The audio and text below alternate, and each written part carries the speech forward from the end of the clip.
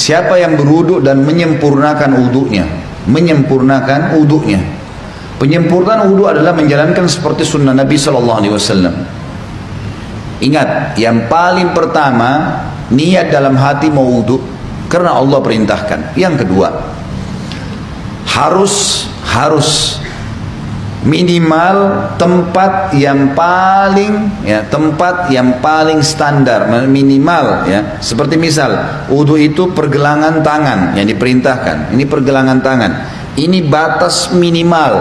Penyempurnaannya adalah menyentuh semua batas minimal. Kurang sedikit wudunya nggak sah, sholatnya nggak sah. Makanya ada makna hadis menyempurnakan wudu. Maksudnya adalah menyempurnakan tempat minimal, dan kalau bapak ibu lebihkan jauh lebih baik. Dan boleh wudu pada saat orang lagi mandi di kamar mandi, tidak pakai pakaian boleh, asal bukan di tempat umum, insya Allah nggak apa-apa.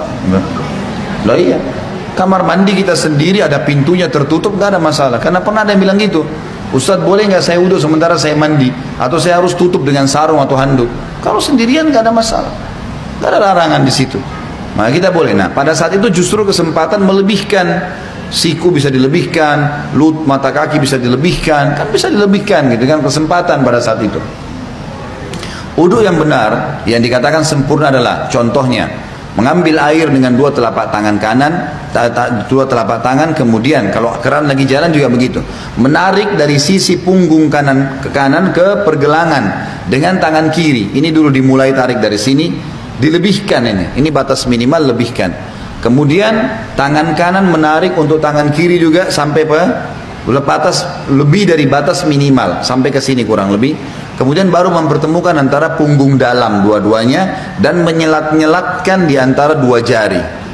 Karena ini sunnah, Nabi SAW menyuruh menyelat-nyelatkan. Jadi ini baru satu ya, ini baru satu.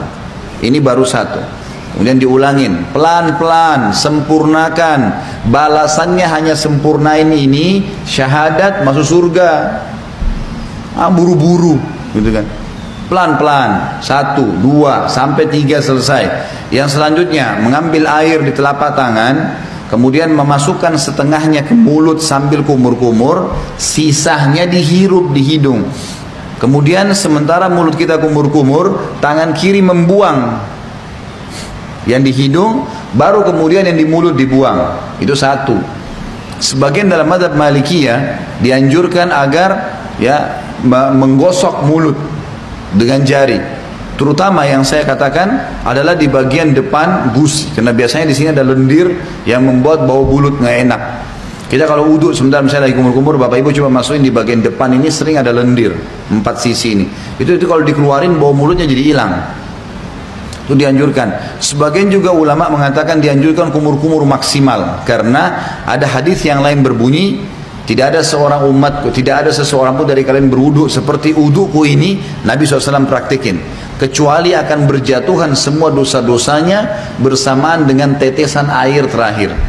Termasuk di sini kumur-kumur dimaksimalin supaya dosa mulutnya jatuh semuanya, gitu kan.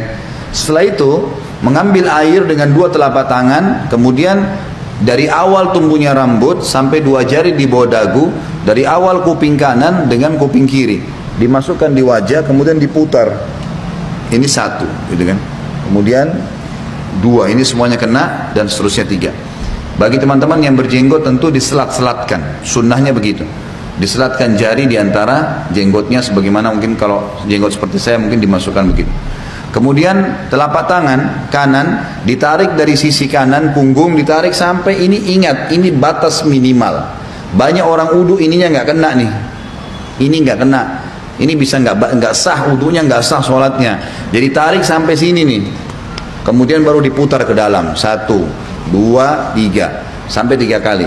Kalau misal air kerannya di atas, ngalir di keran, dan kita mau tarik dari atas boleh, tarik di atas batas minimal, ya.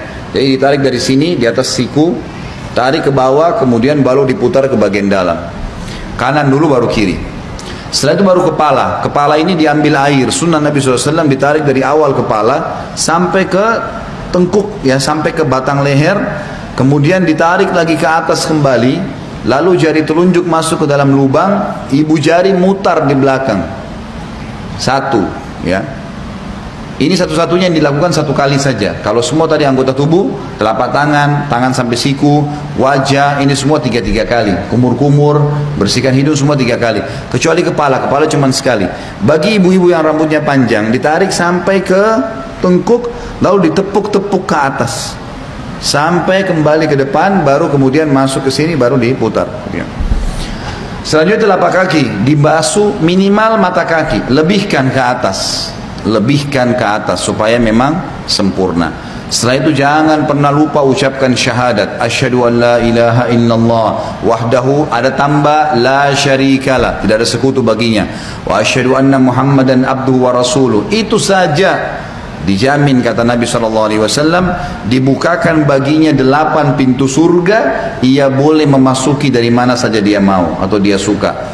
Di dalam hadis yang lain disebutkan bahwasanya Nabi SAW bersabda, riwayat Imam Tirmidzi, siapa yang membaca setelah syahadat, Allahumma ja'alni minat tawwabina waj'alni minal mutatahhirin, ya Allah jadikanlah saya selalu orang-orang yang bertaubat, dan jadikan saya orang-orang yang selalu bersuci, bersih.